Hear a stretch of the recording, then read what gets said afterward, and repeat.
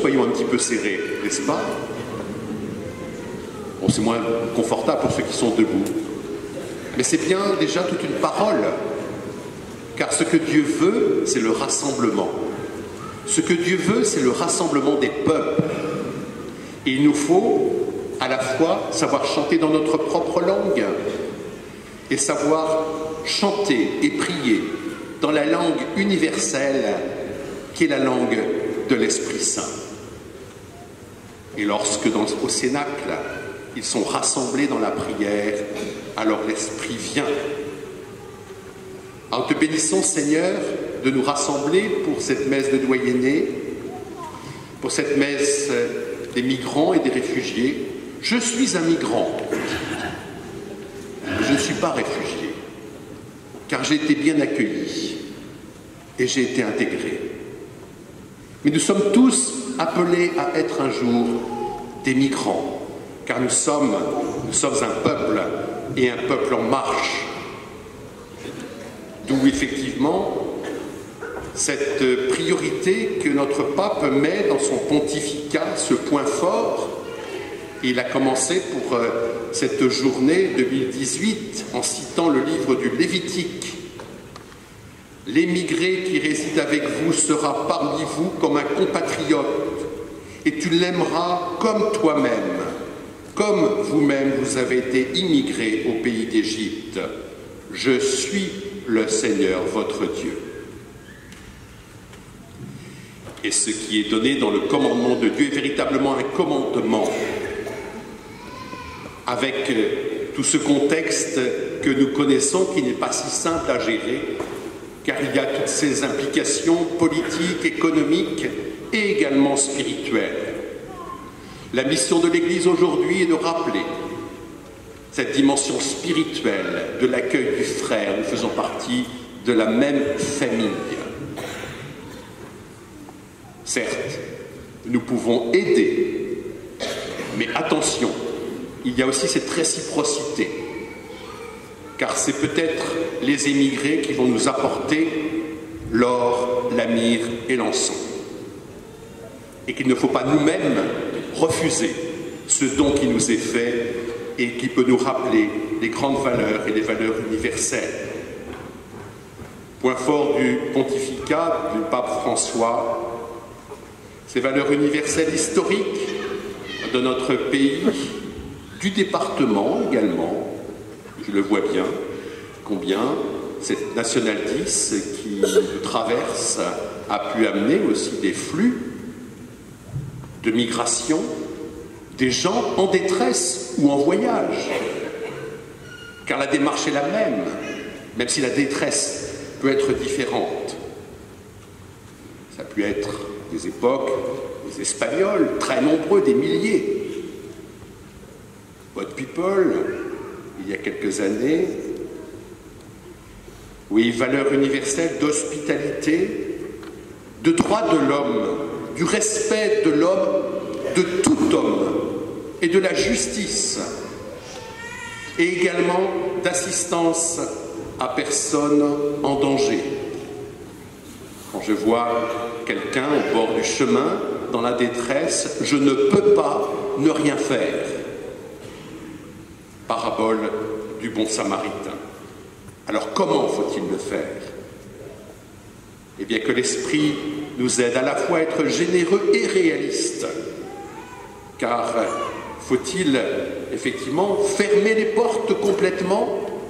Faut-il les ouvrir très largement, sans contrôle? Faut-il mettre une douane? Mais quelle douane? Quel tri faire? Faut-il faire un tri? C'est des questions importantes et graves pour lesquelles nous n'avons pas de bonne solution. C'est impossible à gérer. Mais l'Esprit Saint est là pour à la fois nous trouver cette position d'équilibre. Et faites aux autres ce que vous souhaitez qu'ils fassent pour vous un jour. Car certes, nous ne sommes pas peut-être, mais il n'y a pas parmi nous, des migrants, voire des exilés. Et tous parmi nous, nous sommes peut-être appelés à être un jour migrants et exilés. On comprend avec toutes ces valeurs universelles d'hospitalité, de respect de l'homme. Et puis, il y a ces histoires personnelles que nous entendons et qu'il faut entendre, car ces valeurs ne peuvent être comprises et accueillies que si nous les incarnons dans des histoires personnelles. On comprend leur départ. On est effrayé par le récit de leur exode. On leur souhaite de pouvoir vivre en paix, mais que ces vœux ne soient pas des vœux pieux, car ils disent et ne font pas. Nous voulons faire ce que nous disons et être une communauté, une église accueillante, en nous rappelant que c'est souvent aussi des drames et qu'à la préférence de ceux qui sont partis, ce serait bien de pouvoir retourner à la maison, chez eux. Je rappelle ces témoignages de cette petite fille qui pleurait en se rappelant les amis d'école qu'elle avait. Et puis en sachant que tous les souvenirs, y compris les photos de famille, étaient brûlés. Rien derrière, rien derrière. Aussi, le pape nous dit dans cette lettre qu'il nous propose pour cette année qu'il nous faut accueillir, protéger, promouvoir et intégrer. Accueillir, protéger, promouvoir, intégrer, signe de la charité effective. Car le Seigneur nous demande « Qu'as-tu fait de ton frère ?» Et nous pouvons, comme Caïn, répondre « Mais suis-je le gardien de mon frère ?» Chacun chez soi, on fait ce qu'on peut, chacun à notre niveau. Or, en fait, nous sommes faits pour vivre et vivre ensemble. Nous sommes faits pour construire cette famille et puis nous enrichir mutuellement. Non pas dans une grande confusion, où il s'agirait de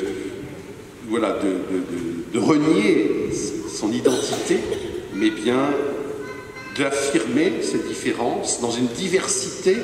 Le pape parle de diversité réconciliée, acceptons d'être différents.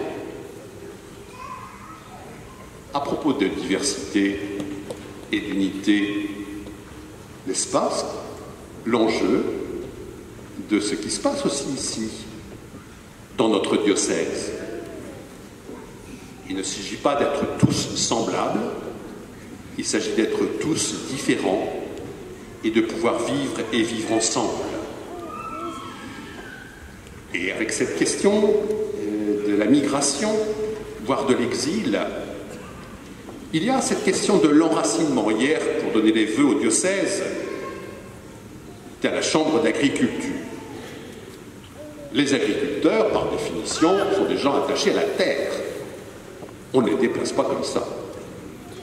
Et ils ont raison, c'est l'enseignement qu'ils nous donnent. Ceci dit, il nous faut aussi accueillir des déplacements. Nous pouvons dire, c'est quoi notre sécurité? Notre terre, notre église-bâtiment, ce que nous avons toujours fait, ou accepter d'être déplacés pour vivre quelque chose de nouveau, car le Seigneur n'a pas dit conservez ce qui existe, il a dit faites vivre et déplacez-vous de telle manière que vous soyez fidèles à la parole de Dieu. Le monde change, et il nous faut changer pour être fidèles. La vraie fidélité, regardez les gens mariés, vous êtes mariés peut-être. Votre fidélité ne consiste pas simplement à astiquer au miroir de temps en temps l'engagement que vous avez pris il y a 20 ans. Votre vraie fidélité consiste à dire comment allons-nous nous aimer aujourd'hui alors que maintenant nous avons plusieurs enfants, alors que maintenant j'ai du travail ou du chômage. Comment est-ce que nous allons être fidèles à notre couple? Et pour un diocèse, c'est la même chose. Comment être fidèle à la parole de Dieu? Ce qui était valable il y a 20 ans n'est peut-être plus valable aujourd'hui. Et l'infidélité consisterait à vouloir se crisper et à vouloir reproduire ce qui a déjà existé. Accepter que l'Esprit Saint puisse nous déplacer dans nos convictions également, afin que nous soyons fidèles, un peuple fidèle, qui est un peuple aussi évangélisateur. Vous êtes le corps du Christ, prenons soin de notre corps. Saint Paul dit, le corps n'est pas fait pour la débauche. Ça veut dire aussi que le corps de l'Église n'est pas fait pour faire n'importe quoi. le libre arbitre, il est fait pour entendre, et c'est les textes d'aujourd'hui, l'appel de Dieu, que ce soit l'appel de Samuel, l'appel de Pierre. Sur quoi pouvons-nous nous poser, frères et sœurs? Sur quoi pouvons-nous nous poser? Alors je sais qu'il y a des événements qui font que, si je prends comme exemple, il est bien circonstancié, le départ de prêtre. Si vous prenez le départ des chanoines, auquel nous consentons par obligation, mais nous les regrettons déjà. Voilà, ça c'est un événement important et qui nécessite effectivement un ajustement. Mais il ne s'agit pas forcément de remplacer à l'identique, car c'est impossible. Impossible. Mais de pouvoir non pas nous fixer sur ce qui a existé, mais être fidèle à ce qui ne doit pas changer, mais changer ce qui peut l'être en fonction du contexte. Et le contexte n'est pas, en fait, pour tout dire, et ça c'est pas, je veux dire, le Doyenné, centre-ville d'Angoulême, n'est pas une île. C'est au cœur, au centre d'un diocèse. Et ce qui se passe à Confolens, à Montmoreau, à Barbezieux, à Cognac, concerne Angoulême. Et inversement. Et quand je suis à Confolens, je parle du Sacré-Cœur, de la cathédrale ou de ma campagne. C'est important, car nous sommes tous ensemble. Nous ne pouvons pas nous fixer sur des bâtiments ou sur un fonctionnement qui existe et qui nous satisfait, tant mieux. Mais tout est susceptible de changement par les événements. Vous le voyez bien dans une famille. Une maladie, un déplacement. Nous sommes un peuple enraciné, nous marchons. C'était le titre de mon éditorial l'année dernière, cette phrase de Saint Paul. Enracinés, nous marchons.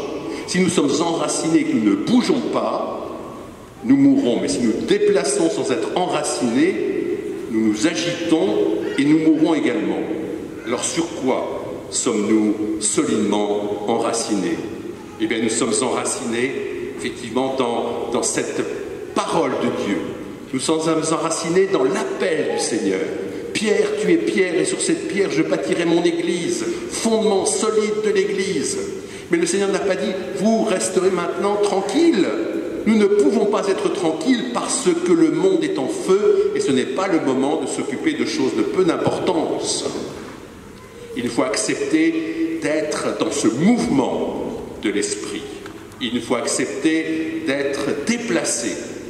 Il faut accepter surtout de toujours veiller à l'enracinement. Voilà, enracinement dans la parole de Dieu, enracinement dans l'Église, enracinement dans la personne du Christ. Car si le Seigneur est avec nous, qui sera contre nous? Et comme dit Madeleine Delbrel, demain, quoi qu'il arrive, nous savons que nous avons rendez-vous avec le Christ. C'est notre unique sécurité. Notre unique sécurité. Alors béni sois-tu, Seigneur, de nous rassembler, à la fois pour te célébrer tous ensemble, de temps en temps, rassembler le Doyenné. Cette idée de rassemblement est essentielle. Nous ne parlons pas forcément la même langue, mais ce qui nous rapproche est plus important que ce qui nous sépare. Et nous avons une langue commune, qui est la langue de l'Esprit Saint. Et notre raison de vivre n'est pas simplement notre bien-être, pas simplement j'y ai droit. Notre raison de vivre est notre esprit missionnaire. Car Cole le dit, Marthe Robin, il faut ranimer dans le monde l'amour qui s'éteint. Ranimer dans le monde l'amour qui s'éteint, c'est la mission de l'Église d'Angoulême, diocèse d'Angoulême, c'est la mission de l'Église dans sa mission aujourd'hui locale, et c'est également de pouvoir rappeler à tous les hommes, pour terminer ma conclusion, c'est ça, de reprendre ce que je disais au début, à savoir cette journée des migrants, l'hospitalité, un cœur accueillant, qui réfléchit pour savoir, le pape me demandait un jour d'avoir que si chaque paroisse accueillait une famille, Seigneur, merci pour tout ce qui se fait aujourd'hui dans notre diocèse. Et c'est important. Donne-nous aussi de susciter en notre cœur le désir, non pas simplement de réfléchir sur ce que nous pouvons faire, mais de nous enraciner en toi pour savoir ce que tu veux que nous fassions, l'œuvre de Dieu. Il est largement temps de ranimer dans le monde l'amour qui s'éteint.